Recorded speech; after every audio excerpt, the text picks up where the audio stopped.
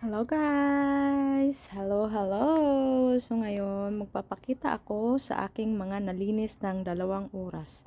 Tingnan nyo guys. Ito, sa kapitbahay namin to, wala kasing tao dito. Ewan ko saan ang may-ari niyan.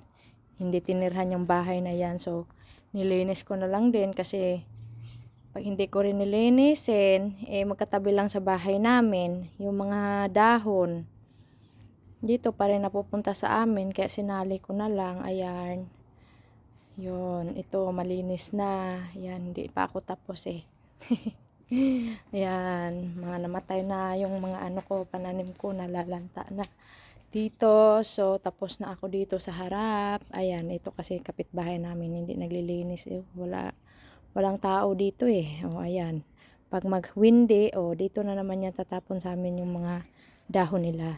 Ayan, malinis na yan. So 2 days akong naglinis dito sa gilid ng bahay at saka doon sa harap kasi sa sobrang dami ng dahon. Ito yung pan 3 days ko guys. Bukas na naman ulit ito. Ayan, sa likod ng bahay namin to, sa may garage. Ayan, marami kasing puno dito kaya ayun doon inano ko muna, inipon ko muna yung mga dahon. Bukas ko na naman i-grind yan. Ito, ang dami, 'di ba? Pang 3 days ko to. 3 days akong naglilinis sa paligid ng bahay namin sa bakuran. So, walang choice, guys Kaya sa tuwing nagtatrabaho ako dati, parang iniisip ko, ano ba 'yan? Maraming ano dito sa bahay namin. Linisin, tapos isang araw lang yung pahinga. Hindi kaya ng powers ng lola. Isang araw lang ng pahinga, tapos ang harap ng bahay at saka paligid ng bahay, ang daming pakalat-kalat na mga dahon, 'di ba? So, nag-resign ako talaga sa trabaho ko guys para maglinis ng bahay. Maghanap na lang ako ng ibang trabaho pagkatapos ko maglinis ng bahay.